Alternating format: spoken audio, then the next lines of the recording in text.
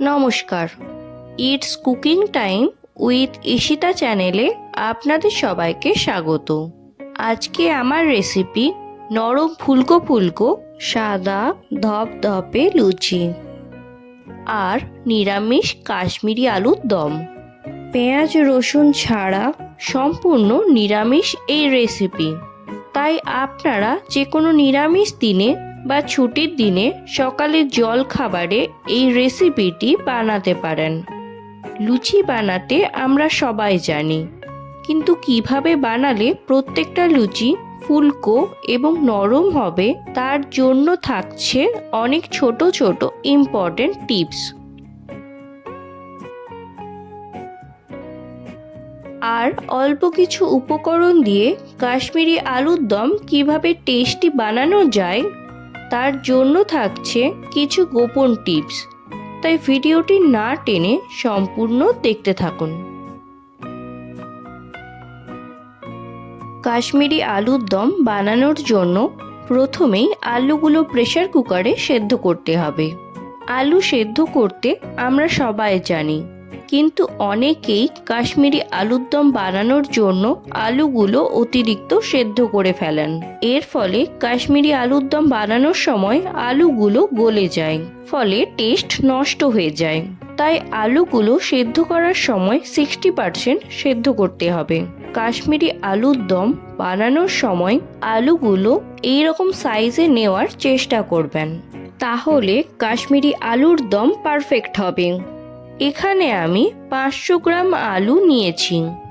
আলুর পরিমাণ আপনারা নিজেদের প্রয়োজন বুঝে কম বেশি করে নেবেন।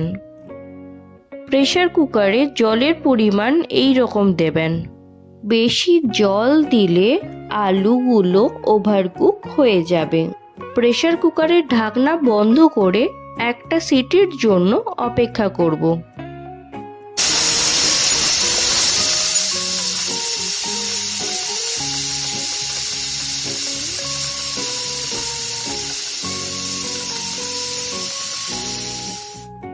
সিটি বেজে যাওয়ার পরে ওভেন অফ করে দেবেন।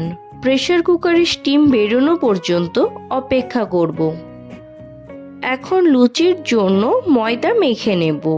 এর জন্য একটি পাত্রে 250 গ্রাম ময়দা নিয়েছি। ময়দাতে স্বাদ মতন লবণ দিলাম।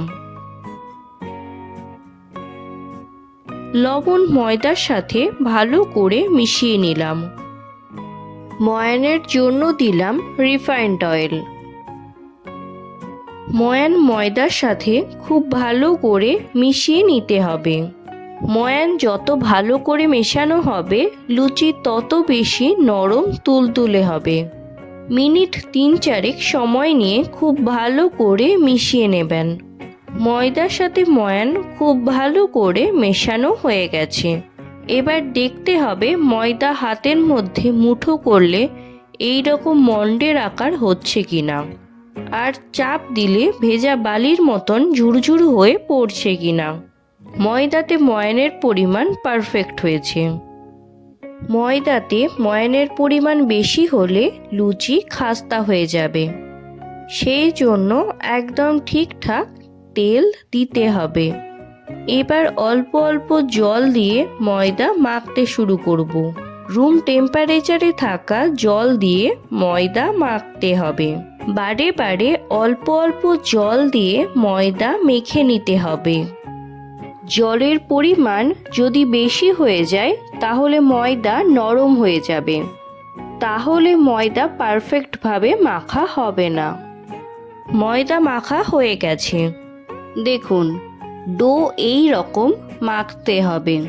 এবার ঢাকা দিয়ে আধ ঘন্টার জন্য রেস্টে রেখে দিলাম। প্রেসার কুকারের ঢাকনা খুলে গেছে। প্রেসার কুকার থেকে আলুগুলো বের করে নিলাম।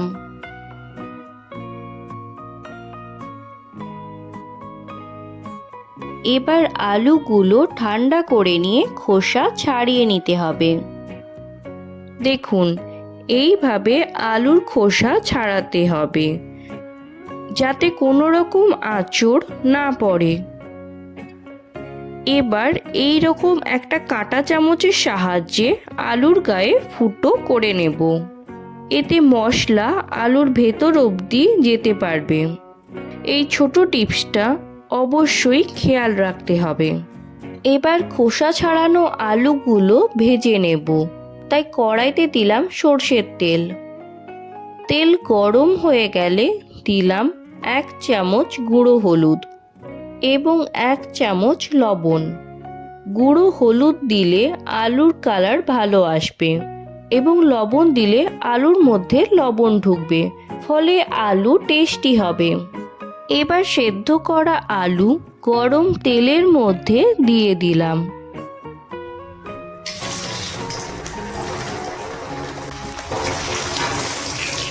এই সময় গ্যাসের ফ্লেম হাই রাখতে হবে। এবার দই ফেটিয়ে নেব, তাই একটি বাটিতে নিলাম 50 গ্রাম টক দই, 1 চামচ আদা গুঁড়ো, 1 চামচ কাশ্মীরি রেড চিলি পাউডার। এবার সমস্ত কিছু ভালো করে মিশিয়ে নিলাম। আলুগুলো এইরকম কালার হয়ে গেলে তেল ঝরিয়ে তুলে নিলাম। এবার ওই তেলের মধ্যেই দিলাম থেতো করে রাখা গরম মশলা। গরম মশলা হালকা ভাজা হয়ে গেলে দিলাম 1 চামচ গুঁড়ো হলুদ, 1 চামচ শুকনো লঙ্কার গুঁড়ো। এবার দেব টক দইয়ের মিশ্রণ।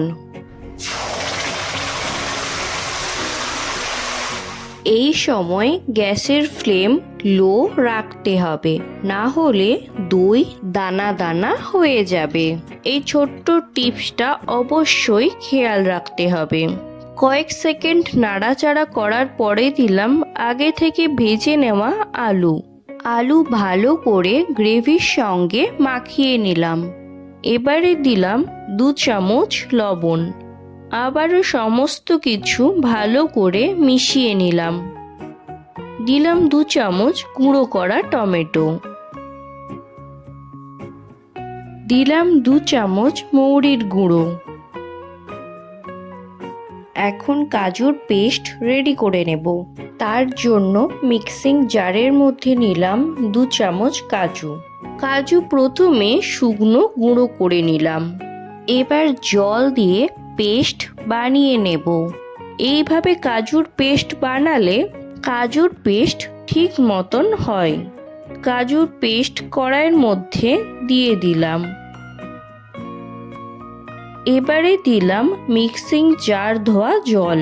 গ্রেভির পরিমাণ কম হওয়ার জন্য আবারও কিছুটা জল গ্রেভির মধ্যে দিয়ে দিলাম। আপনাদের যতটা পরিমাণে গ্রেভির প্রয়োজন সেই মতন জল দেবেন।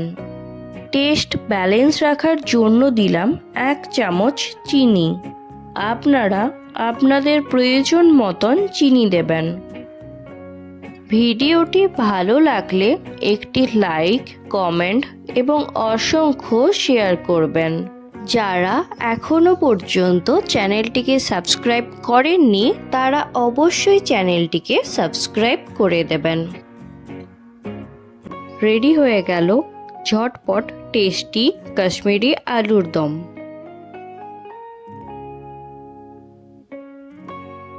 এবার লুচি বানিয়ে নেব। দেখুন রেস্টে রাখা ডোটা কতটা সফট হয়েছে। এবার ডোটাকে কয়েক মিনিট শক্ত হাতে মেখে নিলাম। এবার ডো থেকে ছোট ছোট লেচি কেটে নিলাম। সবগুলো লেচি কাটা হয়ে গেছে। এবার সবগুলো লেচি এইভাবে পাকিয়ে নিলাম।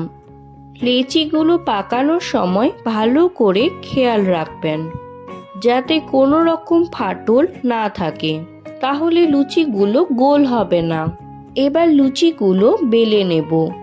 তার জন্য এই রকম একটি লেচি নিয়ে এইভাবে হাতে করে চাপ দেবেন। এবার লেচিটাকে বেলনির সাহায্যে সমানভাবে বেলে নেব। বেলার সময় খেয়াল রাখতে হবে সব দিক থেকে সমানভাবে বেলা হয়, না হলে লুচি বলের মতন ফুলবে না।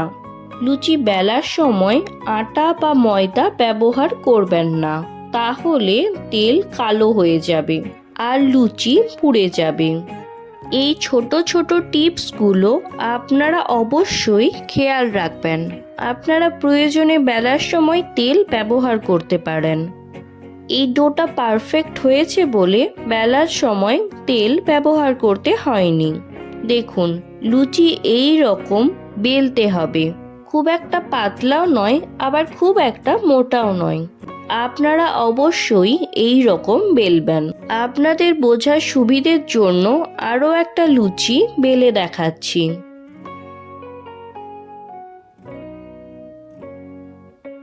এবার লুচি ভাজার জন্য কড়াইতে দিলাম রিফাইন্ড অয়েল। এই সময় গ্যাসের ফ্লেম হাই রাখতে হবে। এবারে চেক করব তেল কতটা গরম হয়েছে।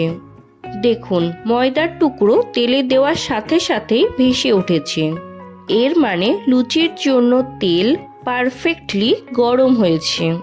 এবার লুচি গরম তেলের মধ্যে দিলাম আর ছান্তার সাহায্যে এইভাবে চেপে চেপে দিলাম। দেখুন কেমন বলের মতন ফুলে উঠেছে। এবার তেল ঝরিয়ে তুলে নিলাম। বাকিগুলো দেখুন একইভাবে ফুলে উঠেছে। তাহলে দেখতেই পেলেন প্রত্যেকটা নিয়ম ঠিকভাবে ফলো করার জন্য প্রতিটা লুচি বলের মতন ফুলেছে। এই দেখুন লুচি কতটা সফট হয়েছে। কাশ্মীরি আলুর দমের আলু কতটা নরম হয়েছে, কিন্তু গলে যায়নি। রেডি হয়ে গেল নিরামিষ আলুর দম আর নরম ফুলকো ফুলকো সাদা লুচি। আপনারা রেসিপিটি অবশ্যই একবার ট্রাই করবেন আর কমেন্ট বক্সে জানাবেন খেতে কেমন হয়েছে। তাহলে আজ এখানেই বিদায় নিচ্ছি। দেখা হবে অন্য একটি ভিডিওতে। ভালো থাকবেন। ভিডিওটি সম্পূর্ণ দেখার জন্য ধন্যবাদ।